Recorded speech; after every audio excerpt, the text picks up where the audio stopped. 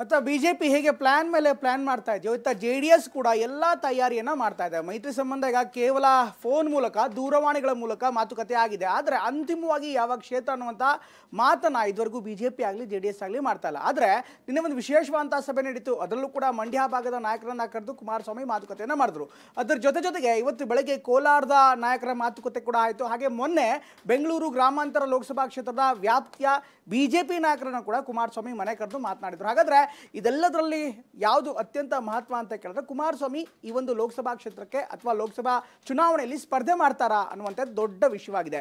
ಇದಕ್ಕೆ ಸಂಬಂಧಪಟ್ಟಂತೆ ಕೆಲವೊಂದಿಷ್ಟು ಮಾತುಕತೆ ಕೂಡ ಆಗಿದೆ. ಹಾಗಾದ್ರೆ ಕುಮಾರಸ್ವಾಮಿ ನಿಲ್ವೇನು, ಮಂಡ್ಯದ ಬಗ್ಗೆ ಅವ್ರು ಏನು ಹೇಳ್ತಾರೆ, ಮಂಡ್ಯದ ರಾಜಕೀಯ ದೆಹಲಿಯಲ್ಲೂ ಕೂಡ ಹೇಗೆ ಪ್ರತಿಧ್ವನಿಸ್ತಾ ಇದೆ, ಇದೆಲ್ಲವನ್ನು ನೋಡೋಣ ಬನ್ನಿ.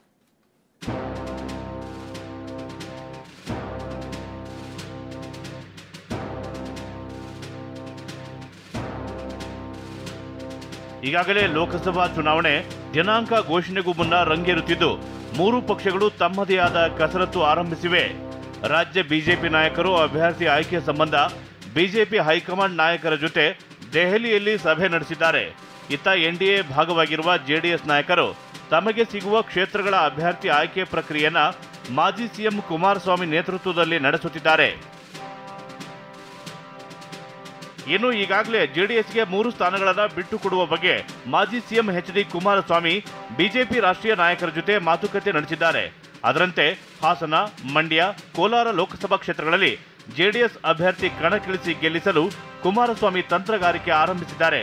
ಅದರಂತೆ ಕಳೆದ 3 ದಿನಗಳಿಂದ ಕುಮಾರಸ್ವಾಮಿ ಬೆಂಗಳೂರಿನಲ್ಲಿ ಸಭೆ ನಡೆಸಿದ್ದಾರೆ. ಬೆಂಗಳೂರು ಗ್ರಾಮಾಂತರ ಅಭ್ಯರ್ಥಿ ಆಯ್ಕೆ ವಿಚಾರವಾಗಿ ಮೊನ್ನೆ ಬಿಜೆಪಿ ನಾಯಕರ ಜೊತೆ ಸಮಾಲೋಚನೆ ನಡೆಸಲಾಗಿದೆ. ಡಾಕ್ಟರ್ ಮಂಜುನಾಥ್ರನ್ನ ಸಂಸದ DK ಸುರೇಶ್ ವಿರುದ್ಧ ಸ್ಪರ್ಧೆ ಮಾಡಿಸಲು ಪ್ಲಾನ್ ರೂಪಿಸಿದ್ದಾರೆ.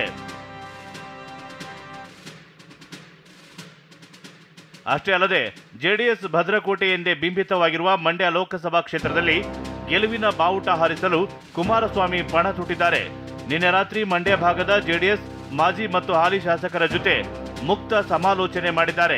ನಿನ್ನೆ ನಡೆದ ಸಭೆಯಲ್ಲಿ ಮಂಡ್ಯದಿಂದ ಸ್ಪರ್ಧೆ ಮಾಡುವಂತೆ ಕುಮಾರಸ್ವಾಮಿಗೆ ಮಂಡ್ಯ ಭಾಗದ ಮಾಜಿ ಶಾಸಕರು ಆಮಂತ್ರಣ ಕೊಟ್ಟಿದ್ದಾರೆ. ಆದರೆ ಕುಮಾರಸ್ವಾಮಿ ಮಂಡ್ಯದಿಂದ ಸ್ಪರ್ಧೆ ಮಾಡಲು ಯಾವುದೇ ಒಲವು ತೋರಿಲ್ಲ. ಬಿಜೆಪಿ ಹೈಕಮಾಂಡ್ ನಾಯಕರು ಏನು ನಿರ್ಧಾರ ತೆಗೆದುಕೊಳ್ಳುತ್ತಾರೆ ಅದನ್ನು ನೋಡಿ ನನ್ನ ನಿರ್ಧಾರ ಪ್ರಕಟ ಮಾಡುತ್ತೇನೆ ಎಂದಿದ್ದಾರೆ. ಆದರೆ ಮಂಡ್ಯದಿಂದ JDS ಅಭ್ಯರ್ಥಿಯಾಗಿ CS ಪುಟ್ಟರಾಜು ಸ್ಪರ್ಧೆ ಮಾಡುವ ಸಾಧ್ಯತೆಗಳು ದಟ್ಟವಾಗಿದ್ದು ಕುಮಾರಸ್ವಾಮಿ ಕೂಡ ಪುಟ್ಟರಾಜು ಸ್ಪರ್ಧೆಗೆ ಒಲವು ಹೊಂದಿದ್ದಾರೆ. ಇನ್ನು JDSನ ಮತ್ತೊಂದು ಪ್ರತಿಷ್ಠೆಯ ಕ್ಷೇತ್ರವಾಗಿರುವ ಕೋಲಾರ ಲೋಕಸಭಾ ಕ್ಷೇತ್ರದಲ್ಲಿ ಹಾಲಿ ಬಿಜೆಪಿ ಸಂಸದರಿದ್ದಾರೆ. ಆದರೆ ಬಹುತೇಕ ಈ ಬಾರಿ ಕೋಲಾರ ಟಿಕೆಟ್ JDSಗೆ ಸಿಗುವ ಸಾಧ್ಯತೆ ಇದೆ. ಹೀಗಾಗಿ ಕೋಲಾರ ಭಾಗದ ಮಾಜಿ ಹಾಲಿ ಶಾಸಕರ ಜೊತೆ ಸಭೆ ನಡೆಸಿ ಅಭ್ಯರ್ಥಿ ಯಾರೆಂಬುದರ ಬಗ್ಗೆ ಮುಕ್ತವಾಗಿ ಅಭಿಪ್ರಾಯ ಸಂಗ್ರಹ ಮಾಡಿದ್ದಾರೆ. ಸದ್ಯ ಕೋಲಾರ ಲೋಕಸಭಾ ಕ್ಷೇತ್ರದಿಂದ JDS ಅಭ್ಯರ್ಥಿಯಾಗಿ ಮಾಜಿ JDS ಶಾಸಕ ನಿಸರ್ಗ ನಾರಾಯಣಸ್ವಾಮಿ ಮತ್ತು ಹಾಲಿ ಶಾಸಕ ಸಮೃದ್ಧಿ ಮಂಜು ಹೆಸರು ಹೆಚ್ಚಾಗಿ ಕೇಳಿಬಂದಿದೆ. ಚುನಾವಣೆಯ ದಿನಾಂಕ ಘೋಷಣೆಗೂ ಮುನ್ನವೇ ಲೋಕಸಭಾ ರಣಕಣ ರಂಗೇರ್ತಾ ಇದೆ. ರಾಜ್ಯ ಬಿಜೆಪಿ ನಾಯಕರು ಅತ್ತ ದೆಹಲಿಯಲ್ಲಿ ಮ್ಯಾರಥಾನ್ ಮೀಟಿಂಗ್ ಮಾಡ್ತಾ ಇದ್ರೆ, ಇತ್ತ NDA ಭಾಗವಾಗಿರುವ JDS ನಾಯಕರು ತಮ್ಮ ಅಭ್ಯರ್ಥಿಗಳನ್ನ ಗೆಲ್ಲಲು ರಾಜ್ಯದಲ್ಲಿ ಸರಣಿ ಸಭೆ ಮಾಡುತ್ತಿದ್ದಾರೆ. ಇನ್ನು 3 ಕ್ಷೇತ್ರಗಳ ಜೊತೆಗೆ ಹೊಸದಾಗಿ ಚಾಮರಾಜನಗರ ಲೋಕಸಭಾ ಕ್ಷೇತ್ರವನ್ನ JDS ಕೇಳಲು ಚಿಂತನೆ ನಡೆಸಿದೆ.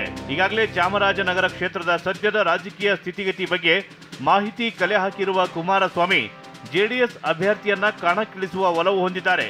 ಸದ್ಯ ಇದೇ ಮಾರ್ಚ್ 10ರಂದು ದೆಹಲಿಗೆ ತೆರಳಲಿರುವ ಮಾಜಿ CM HD Kumaraswamy BJP high command ನಾಯಕರ ಜೊತೆ ಕ್ಷೇತ್ರ ಹಂಚಿಕೆಯ ಮಾತುಕತೆ ಮಾಡಲಿದ್ದಾರೆ. ಬಳಿಕ ಅಧಿಕೃತವಾಗಿ ಘೋಷಿಸುವ ಸಾಧ್ಯತೆ ಇದೆ. ಅದೇನೇ ಇರಲಿ, NDA ಮೈತ್ರಿಯಲ್ಲಿ JDSಗೆ ಎಷ್ಟು ಸ್ಥಾನ ಸಿಗುತ್ತೆ ಅನ್ನೋದು ಕುತೂಹಲ ಮೂಡಿಸಿದೆ. ಹಾಸನ, ಮಂಡ್ಯ, ಕೋಲಾರ ಲೋಕಸಭಾ ಕ್ಷೇತ್ರದಲ್ಲಿ JDS ಸ್ಪರ್ಧೆ ಬಹುತೇಕ ಪಕ್ಕವಾಗಿದ್ದು, ಹೊಸದಾಗಿ ಚಾಮರಾಜನಗರ ಲೋಕಸಭಾ ಕ್ಷೇತ್ರದಿಂದ JDS ಸ್ಪರ್ಧೆ ಮಾಡುವ ಒಲವನ್ನ ಕುಮಾರಸ್ವಾಮಿ ಹೊಂದಿದ್ದಾರೆ. ಅದೇನೇ ಇರಲಿ, ಮುಂದಿನ ದಿನಗಳಲ್ಲಿ JDS ಎಷ್ಟು ಸ್ಥಾನಗಳಲ್ಲಿ ಗೆಲುವಿನ ಬಾವುಟ ಹಾರಿಸುತ್ತದೆ ಕಾದು ನೋಡಬೇಕಾಗಿದೆ. ಕ್ಯಾಮರಾಮನ್ ರವಿ ಜೊತೆ ಸುನಿಲ್, TV9 ಬೆಂಗಳೂರು.